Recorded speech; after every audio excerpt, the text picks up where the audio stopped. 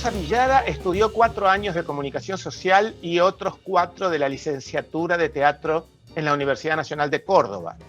En 2009 estrenó su primer espectáculo unipersonal, Carnestolendas, retrato escénico de un travesti. Luego protagonizó la película Mía de Javier Van der Kutter, actuó en la miniserie La viuda de Rafael, hizo en teatro El bello indiferente de Jean Cocteau, trabajó en Despierta, Corazón dormido, Frida, en Puta Madre y en el cabaret de la difunta Correa y la miniserie La chica que limpia.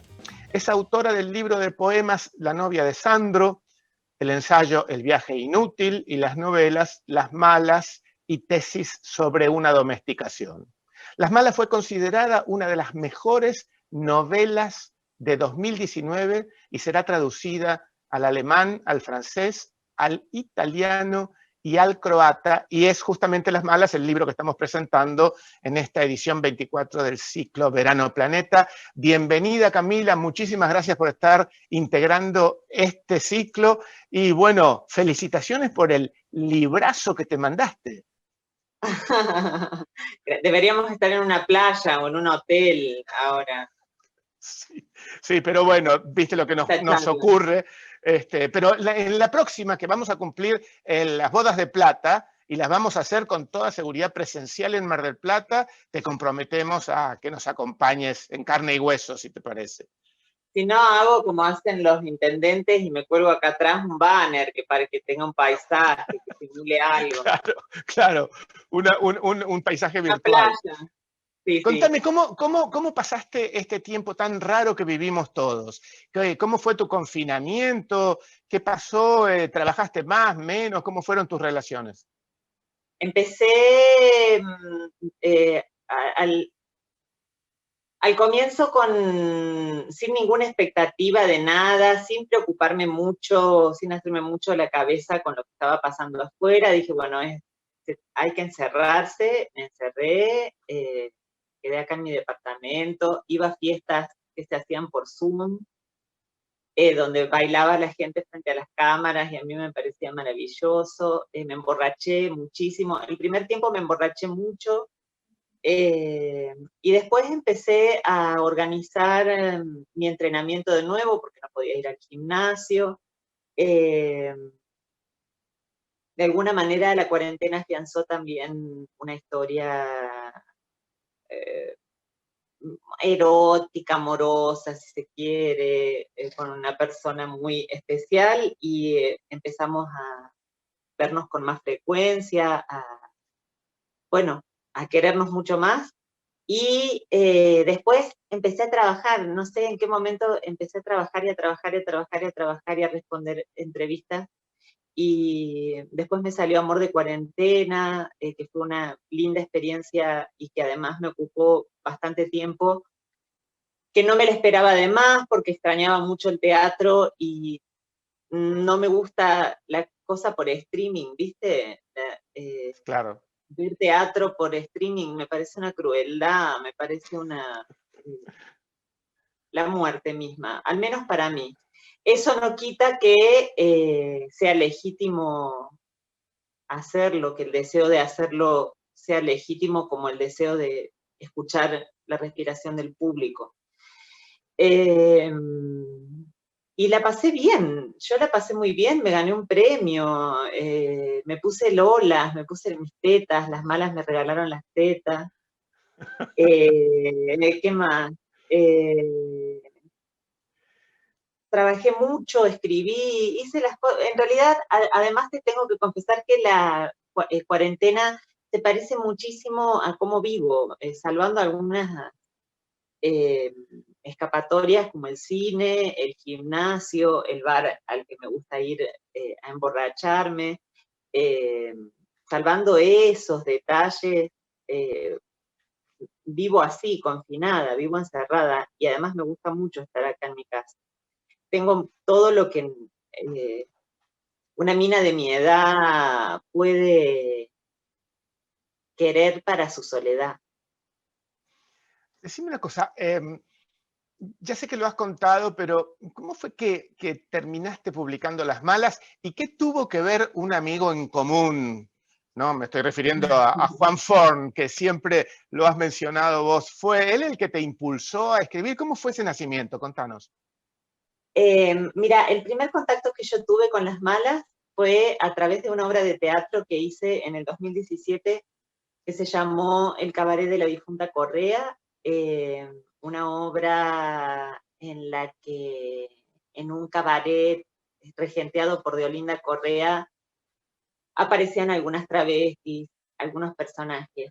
Y al final de la obra aparecía la tía Encarna, hablando de los milagros. Ella Terminamos decía todos que, adorando y queriendo a la tía Encarna, los que hemos leído el exactamente, libro, te cuento.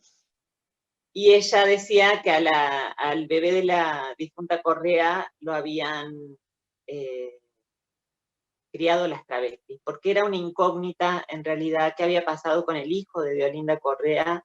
Cuando ella la encuentran muerta en el desierto, no se habla más de ese bebé que es la razón del milagro, ¿no?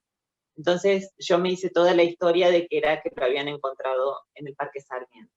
Yo me di cuenta de que había ahí material para escribir, que estaba interesante el personaje de la tía Encarna como para seguir escribiéndolo y no dejarlo solo confinado al teatro.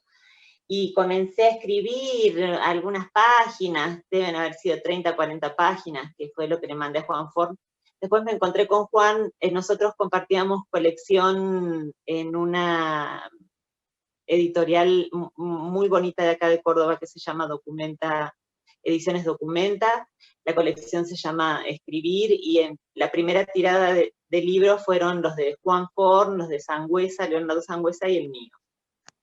Donde los tres contábamos, bueno, cómo habíamos comenzado con nuestra relación con la escritura, cómo nos habíamos convertido en escritores.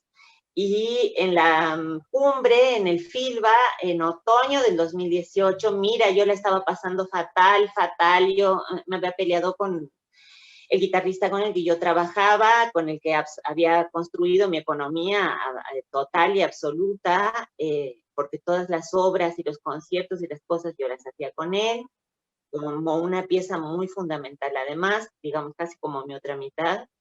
Yo había estado de jurado en el Festival de Cine de Guadalajara ese año, había vuelto, me fui a la cumbre, me encontré con él, y lo cierto es que, bueno, yo encuentro muy incómodos los encuentros con los escritores, yo me aburro muchísimo. Entonces, con el único que podía divertirme un poco era con Juan. Bueno, estaba Laure, también estaba Laure allí, que nos divertimos muchísimo con ella. Florencia. Con Florencia Ure, y en esas mañanas en las que andábamos los dos meta a charlar y chismorrear como compañeros de escuela. Él lo cuenta siempre mal, además, no fue como él lo cuenta. Estábamos en una galería y él me dijo, yo tengo ganas de publicarte a ti en Rara Avis, que es la colección que yo dirijo. A él le había gustado mucho el discurso que yo había dado ese año allí, ese texto que yo había leído en el FILBA, donde se hablaba de los viajes. Yo creo que era el motivo de los textos era los viajes. Entonces yo contaba cómo observaba la clase media en los aeropuertos, porque había tenido que estar muchas horas en el aeropuerto de Panamá, y justo había sido testigo de cómo unas brasileras celebraban la muerte de Mariel Franco, ¿sabes? Se enteraban ellas allí en el aeropuerto y yo asistía a cómo ellas descorcharon un champán. Y eso a él le gustó mucho y yo le mandé esas 40 páginas que te digo, que yo había empezado a escribir a partir de la obra de teatro. A él le gustó eso, me dijo que siguiéramos, pero se hizo de rogar, ¿sabes? Yo estuve esperando como un mes que él me respondiera. Yo digo, para mí, a él no le debe haber gustado, no, sí le gustó. Y bueno, me empezó a orientar verdaderamente, hizo un trabajo casi de maestro, ¿sabes? Su aporte al libro ha sido que el libro termine siendo eso, la mejor versión de sí mismo, y que sea accesible verdaderamente en lenguaje y en forma a una gran cantidad de gente que no está acostumbrada a la palabra travesti, ¿sabes? No la palabra, no el sustantivo, sino el modo de usar las palabras que tenemos las travestis, Contame el una modo cosa. de usar las palabras, perdón, que tenemos Sí. al escribir, de manera que, bueno, esa es la historia. Pero vos, cuando uno lee tu libro, se enfrenta a un autor muy formado, una persona que da la sensación de que estás en una madurez de una literatura, de que has vivido un desarrollo y una evolución. Tu formación inicial, sé que has ido a la facultad a estudiar ciencias de la comunicación y luego pasaste a teatro. No sé Así si es. ahí te diste cuenta que no era lo tuyo la comunicación, no sé cómo fue, contanos esa formación tuya que enfrenta al lector con un autor maduro y ya con una voz propia, ¿no? Bueno, yo creo que en verdad la formación no ha sido la universitaria, ha sido, en todo caso, la mejor formación que yo he tenido ha sido ser discípula de Paco Jiménez. Paco Jiménez es un director de teatro aquí cordobés, también muy conocido en Buenos Aires. Bueno, yo fui su alumna en el año 2004, creo, en el 2004 lo conocí a él y así como me sucedió con Juan Forn, ¿sabes? Hubo algo con él que inmediatamente prendió como un chispazo, ¿sabes? Como un relámpago, hizo que el uno y el otro pusiéramos la mirada en lo que el otro decía, en lo que el otro mostraba. Es decir, yo supongo que en la instancia del aprendizaje sí o sí depende del discípulo más que del maestro. Es decir, es el discípulo el que busca quién le va a enseñar y cómo. Entonces, Paco me enseñó a mí a tener una mirada dramática de las cosas. Cuando digo dramática, digo en términos teatrales, en términos de Teatrales. argumento, en términos eh, de historia, ¿sabes? Entonces yo estoy en la calle mirando así y yo veo los gestos de la mujer que está esperando para comprar en la verdulería y cómo se pone nerviosa porque sus hijos la molestan, etcétera. Entonces yo fantaseo porque además todo contacto con el mundo que yo he tenido ha sido a través de la ficción, ha sido a través de la fantasía, de las novelas que yo veía en la televisión, de los programas que yo veía en la tele, de los libros que leía.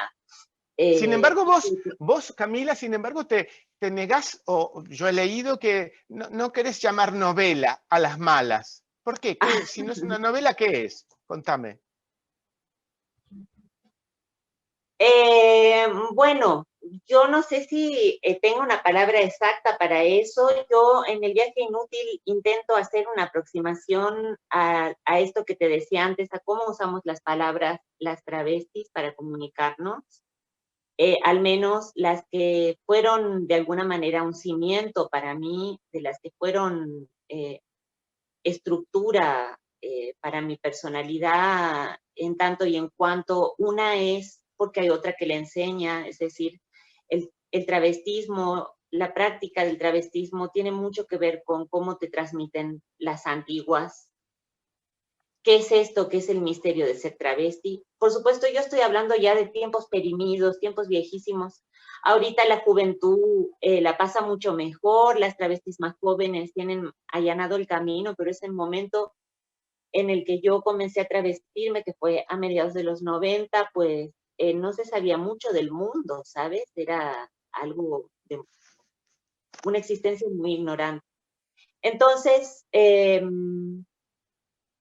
yo tomé cierta oralidad de esas travestis, que casualmente también se parecía mucho a la oralidad de las mujeres de mi familia, que eran campesinas, que eran mujeres que apenas tenían los secundarios completos, pero que tenían una manera de narrar muy llamativa, es decir, yo estaba viendo cómo ellas cortaban la fruta para el clericó y de repente una decía algo así como, bueno, seguro se caía algo inesperadamente y decía una, ay, fue el tío Cayetano. Entonces todas decían, shh, shh, ay, cállense, ¿no? Ya, y mi abuela se ofendía y tiraba así el repasador arriba de la mesa y decía, ya van a empezar con eso, y se iba. Entonces luego una se enteraba que el tío Cayetano había hecho pactos con el diablo, que su hijo había pasado por encima con el auto a su esposa, porque eran muy buenas narradoras de todas las cosas que le habían sucedido como familia empobrecida, ¿sabes? Además, mis abuelos no sabían leer ni escribir, y esa manera de hablar de ellas, esa manera de hablar de las travestis, configura para mí una manera de escribir que supongo que es la que tú ves como una madurez en las malas. Yo, sin embargo, creo que me resta muchísimo tiempo todavía para madurar, que es apenas una exploración, que seguirá siendo siempre una exploración el escribir, que será siempre una manera de indagar en cómo comunicar algunas cosas. Vos sos o has sido bloguera, escritora, actriz, cantante. ¿Dónde se expresa más plenamente Camila Sosa Villada?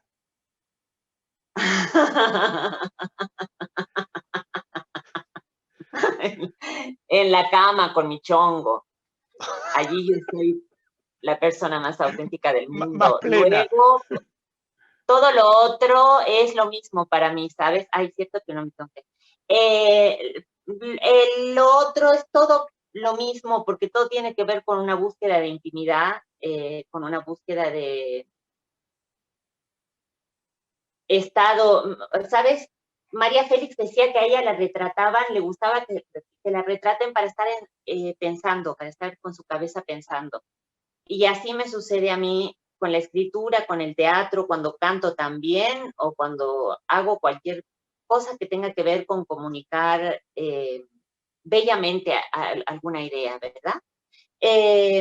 Yo suponte en el teatro así no hay nada que disfrute más que estar ahí encerrada en el camarín 20 minutos antes de que la obra empiece, cuando ya se ha ido la productora, cuando ya se ha ido la persona que me ayuda a cambiarme o a maquillarme o lo que sea, cuando yo estoy sola en el camarín y estoy escuchando que el público entra y comienza a murmurar y a llenar el aire de expectativa. Entonces yo digo, bueno, a ver cómo viene hoy mi duende, cómo se presenta hoy frente a esta gente, si es un público difícil y ruidoso, si es un público que está expectante.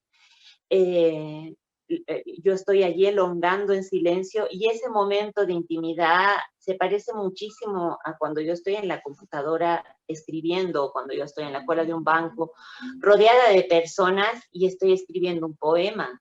Tiene que ver con ese momento de intimidad más que con el medio que lo expresa. Se va a descargar de alguna manera, es como decir, es algo que yo tengo que descargar a tierra sí o sí, y se descarga de alguna manera. Si Muchos no, yo escritores, invento una historia. Es decir, si no, yo estoy con mis amigas, con mis amigos, y yo invento una historia, y les cuento una mentira, y ellos se ríen y ya está. contame, muchos escritores hablan de que para ellos el proceso de escribir es catártico, otros dicen que es muy doloroso, otros que resulta muy placentero. En tu caso, escribir, ¿qué te produce? Ah, yo no diría ninguna de esas y todas al mismo tiempo. A mí me da mucho gusto estar conmigo misma, esa es la verdad. A mí me da muchísimo gusto estar atendiendo a un pensamiento y desarrollándolo, ¿sabes? Es intimidad. Entiendo. Aparte, hay algo que una está cubierta de atavíos, ¿sabes? Se pone así pieles y pieles encima porque es tímida, porque es travesti, porque es coqueta, porque está intentando seducir a un hombre, porque tiene ganas de dar bien en cámara, porque, no sé, se encuentra con alguien que no le cae muy bien y tiene que disimular que está a gusto. Entonces una se llena de pieles y de cosas para disimular. Pero en la escritura, en el teatro, cuando uno está sobre un escenario, yo creo que justamente es como si una estuviera incluso sin piel, es como estar con el puro músculo ahí, allá en contacto con el aire. Y es algo que dicen de las malas, bueno, qué intensa, qué fuerte, qué novela fuerte esta que tú has escrito, oye, qué cachetazo, lo que sea. Y cuando van al teatro dicen lo mismo. A veces las personas se levantan en el medio de la obra y se retiran porque sienten que hay algo que les parece que está muy desnudo. Entonces, tiene que ver con eso, con desagotar un poco de tantas invenciones que una hace para poder vivir tranquila, ¿verdad? ¿A qué te referís cuando mencionás, voy a leer textualmente, que intuías que escribiendo podías restituir a una comunidad la posibilidad de tener un vínculo espiritual y devolverle una intimidad ceremonial, Ay, qué bonito. una vida religiosa y mágica? ¿Qué estás transmitiendo cuando decís eso? ¿Qué quieres decir? Bueno, era algo que de lo que supongo que yo tenía ganas. Mira, yo fui muy cristiana, muy católica, muy creyente. Yo fui monaguillo antes de hasta los 13 años más o menos, y luego yo escuché una barbaridad y dije, aquí yo ya no puedo estar más.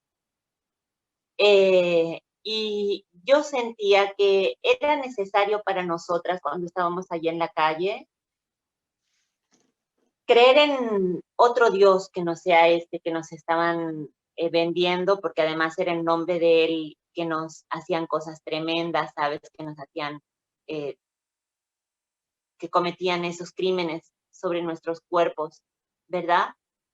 Como una inquisición hecha solo para las travestis. Entonces yo decía, bueno, aquí debe haber otra cosa. Y yo empecé a pensar en las santas, en los santos populares, en San la Muerte, bueno, en la difunta Correa también, en Gauchito Gil, y empecé a creer también en mis muertas, en mi abuela, en mi bisabuela, en una de mis mejores amigas, además que es Elba Merlo de Fuentes, que fue una de las mentoras, si se quiere, de que yo continuara escribiendo ahí en el pueblo, porque ella tenía una biblioteca que había puesto a disposición para mí, para que yo siempre tuviera que leer. Entonces pensaba que nos hacía falta construir una mística que sea nuestra, que no esté ni siquiera esbozada en ningún otro credo, ¿no?, sobre la tierra. Entonces hice toda esa mezcla entre las machis y las mujeres que se vuelven animales y los milagros, esa virgen que llora cuando la tía Encarna canta con su novio. Esos Yo comencé. momentos son increíbles cuando uno está leyendo, ¿no? Porque obviamente, y digo obviamente con lo que implica literalmente, es una en relación con el realismo mágico, que Eso además dicen. pero sí, es que es eso, realmente es fantástico, y creo que forma parte de la esencia de ese libro, que vos te hayas permitido y que hayas volcado en tu literatura esos recursos que lo hacen realmente un libro imperdible realmente. Pero, ¿sabes? No fue un recurso. Yo toqué hacia las travestis cuando yo era muy chica, a los 18 años. Algún maricón muy casi travesti, podría decirte yo, en el pueblo también. Yo los tocaba así, yo tocaba las travestis de esta manera, y para mí eran seres de otro planeta. Y yo creo que somos seres de otro planeta verdaderamente, que eso que tú tomas como un realismo mágico, en realidad no es más que el cuerpo de las travestis, ¿sabes? ellas se trepaban a los árboles para escaparse de la policía como si fueran gatos, con unos tacos acrílicos de este tamaño, sin perder una uña postiza en la trepada. Te enseñaban cómo rodar debajo de los autos estacionados cuando cuando pasaba la policía, y cómo tú te tenías que quedar quieta en caso de que arrancaran, en caso de que hicieran maniobras. Sobrevivían, no se engripaban nunca, estaban siempre en cueros en el Parque Sarmiento, con sus tetas al aire en pleno invierno, y nunca tosían, nunca estornudaban. Entonces, o esto mismo que yo te digo, mi tío que hacía pactos con el diablo, ¿sabes? Entonces yo me he criado en me he hecho travesti, me he hecho mujer en un entorno en el que la magia sí estaba dispuesta. Y yo veía a mis compañeras que estaban ellas siendo muy materialistas, dialécticas, que ellas tenían una decepción enorme de Dios, además, un enojo muy grande con Dios. Entonces habían dejado de creer en todo, con un nihilismo travesti que a mí me conmovía mucho. Entonces yo dije, bueno, yo voy a inventarles dioses y diosas y orígenes a este misterio. Total, estamos escribiéndolo ahorita cada uno como puede. Hay travestis que están haciendo una recopilación epistemológica acerca de nuestra forma de hablar, del carrilche, de nuestras experiencias. Otras desde la historia, otras desde las luchas políticas. Yo lo estoy haciendo desde la ficción. Yo creo que es lo mejor que puedo hacer. ¿En qué medida crees que contribuye libros como el tuyo a una sociedad más comprensiva, más amorosa, y que baje los niveles de agresión que han vivido todos ustedes? Ay, bueno, mira, pedirle eso a un libro es pedirle muchísimo, porque por lo general las sociedades son bastante taradas, están bastante taradas, bastante atrasadas en muchísimas materias, están debiendo materias a rolete. Yo creo que el mensaje es para las travestis, en verdad, eso sí hace una diferencia en que las víctimas de las minorías estén sufriendo sin un solo horizonte, sin una sola posibilidad de escape, sin una salida, ¿sabes? A que sí la haya. Entonces yo cuando pienso en términos políticos, mis libros o mis obras de teatro, en verdad yo estoy pensando en que las que van naciendo dicen, bueno, también podemos hacer esto, también se puede escribir, también se puede actuar, también se puede cantar, también se puede estar presente en la cultura de otra forma. Eso sí yo lo creo, pero no es para las sociedades son muy necias. Pero sí mejoramos las travestis. Eso, a la larga, seguramente hará que las sociedades se hagan eco. ¿Qué diferencia hay entre la realidad que vive una travesti hoy, que ejerce la prostitución, con el momento en el que vos estabas en eso?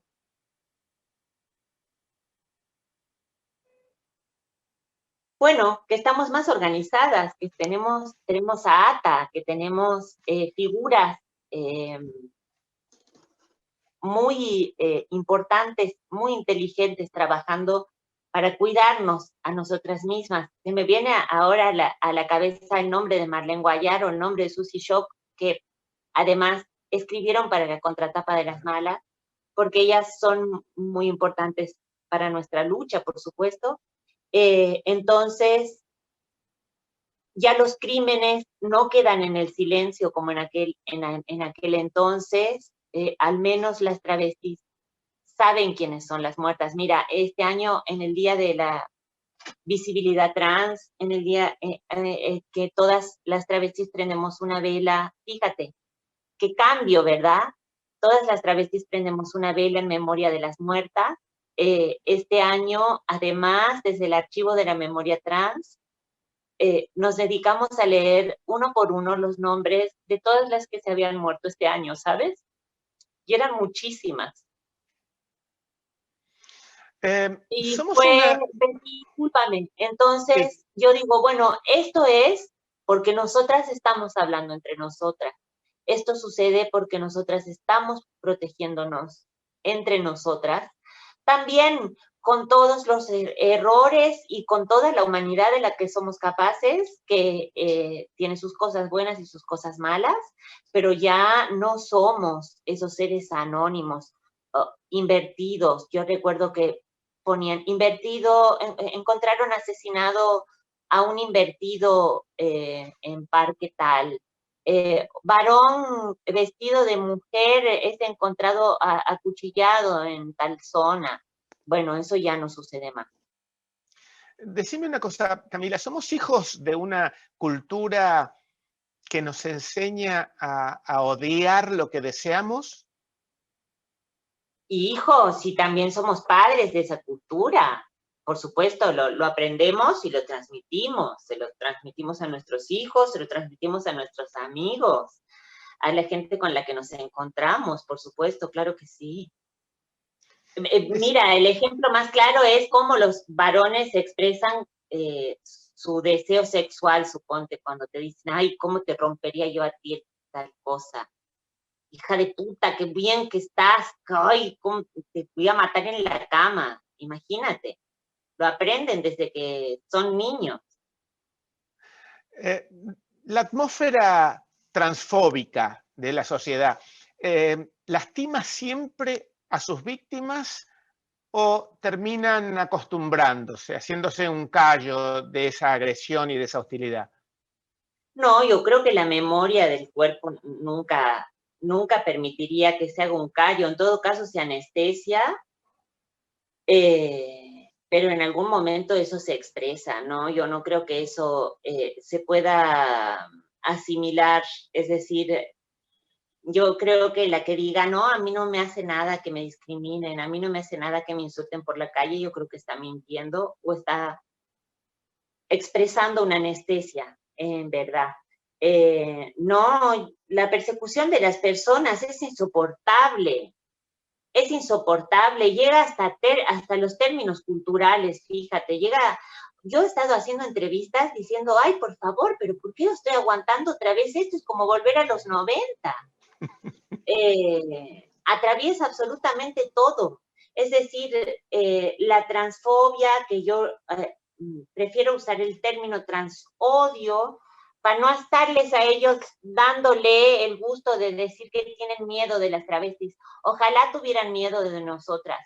Yo creo que el transodio es además una práctica como la resistencia que tienen ahorita para la interrupción voluntaria del embarazo o para que las parejas homosexuales adopten o para que los extranjeros, los inmigrantes, los refugiados tengan los mismos derechos que tiene cualquier ciudadano argentino cuando está dentro de nuestro país, o cuando una persona puede decidir morirse dignamente y cuando no.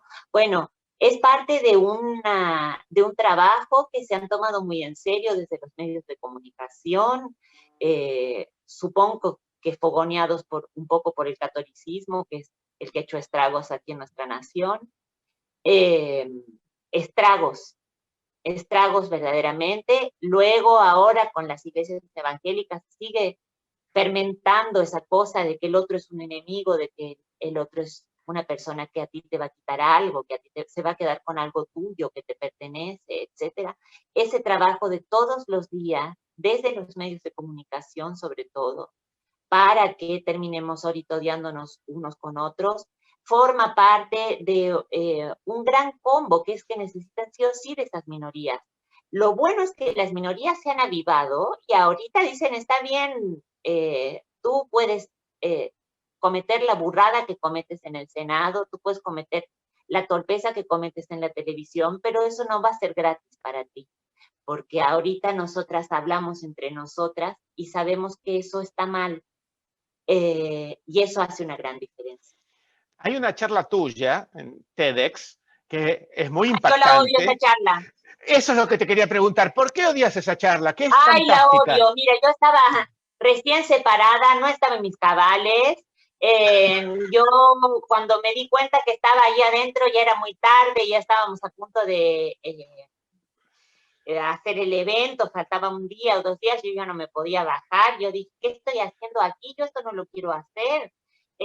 No, la detesto, me veo allí yo media llorosa hablando, pero llora de una vez o cállate la boca, me digo a mí misma, y veo cómo la gente toda se para y aplaude, porque sabes que les encanta que las travestis vayan y tiren el hígado sobre la piedra de sacrificios, tiren así sus vísceras arriba de esa piedra para que ellos digan, ay, qué fuerte, qué duro, qué difícil, y allí se quede cualquier reflexión, cualquier inteligencia.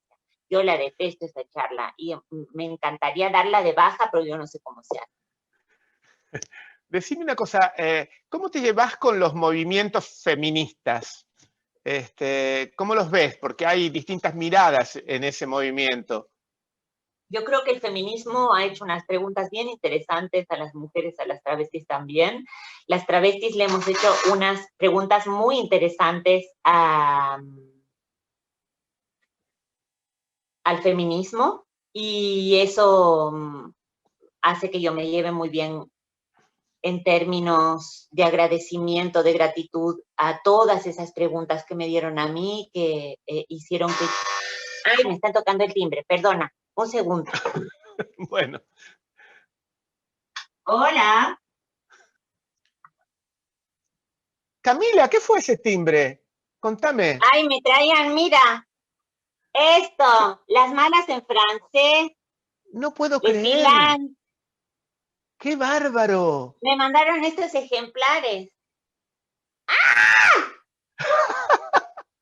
Y bueno, y leer Ay, mira qué francés, belleza la tapa, la mira tapa es qué preciosa la increíble. tapa. Preciosa la tapa, realmente. Oye, Víctor Juana Inés de la Cruz 2020, edición Metelier. ¡Ay, qué preciosura! Y decime, ¿lee francés? No, pero tengo Ah, uno de mis mejores amigos, es francés, sí. y él me lo va a leer todo. Y luego me mandaron de regalo las novelas de Liliana Bloom, que fue una de las que con las que compartimos charla con Planeta y en México. ¡Ay, qué maravilla! Y te digo, yo estaba esperanzada que fuera un mezcal, porque como venía de México, pero eran los libros.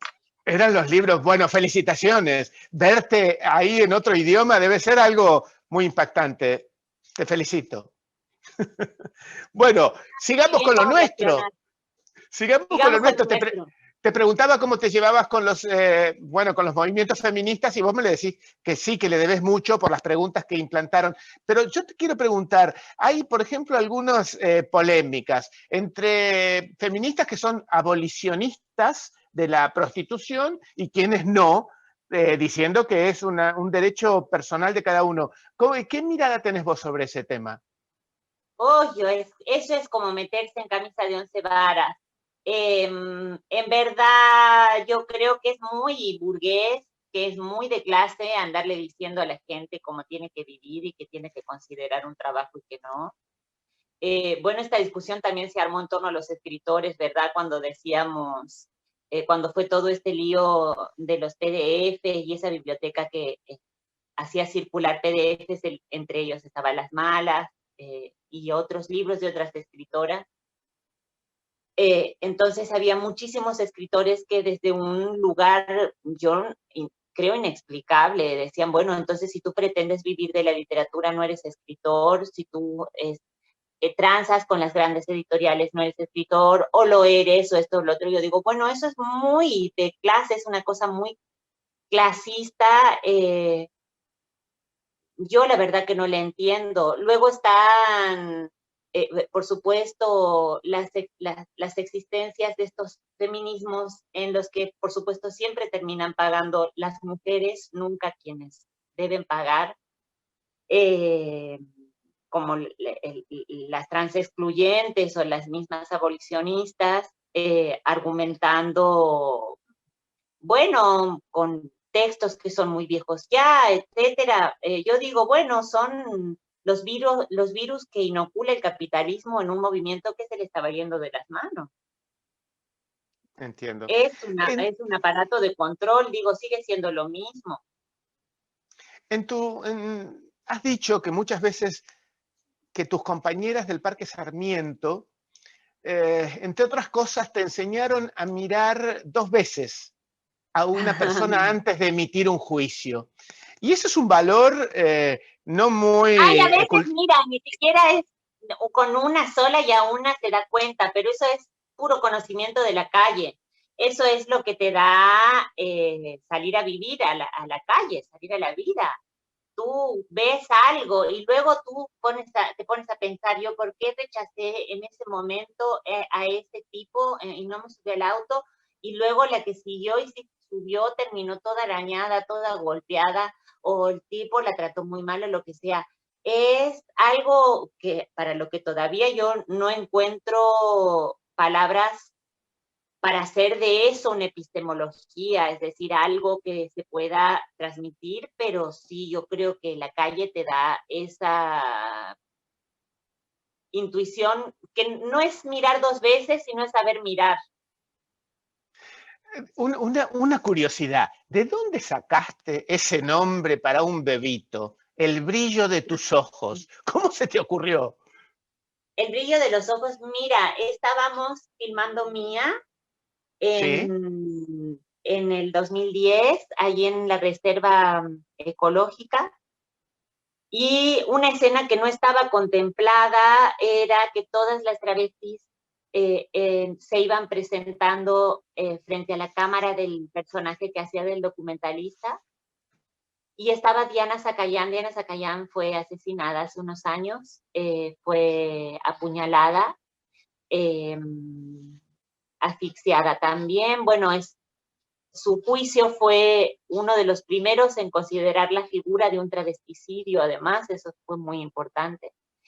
Y ella dijo, mi nombre es Li Wen, que quiere decir el brillo de los ojos. Y al comienzo de los primeros intercambios que hacíamos con Juan, yo había puesto eso un poco en honor a ella, supongo. Y luego yo le saqué el Li Wen porque no encontraba que fuera cierto. Yo no sé si fue algo que se improvisó allí en el momento, si fue algo que ella quiso decir, y dejé solo el brillo de los ojos. Y fue una discusión con Juan, porque Juan quería que pusiera el nombre también, pero yo decía, no, esto no hay que explicarlo más, esto hay que dejarlo así como es. Contame una cosa, chismerío. ¿Qué fue Hangar 18? ¿Por qué se dice que marcó una época? ¿Qué tenía El de mejor lugar de Córdoba. Mira, Córdoba es una ciudad que tú te tropiezas con una iglesia, tú te distraes 2 segundos y te llevas puesto un Cristo, una monja, un cura. Es una ciudad completamente conservadora. Aquí los movimientos pro vida y todo lo demás encuentran su agar-agar para hacer cultivo, ¿sabes? Tremendo esto. Aquí vivimos en una sociedad muy conservadora.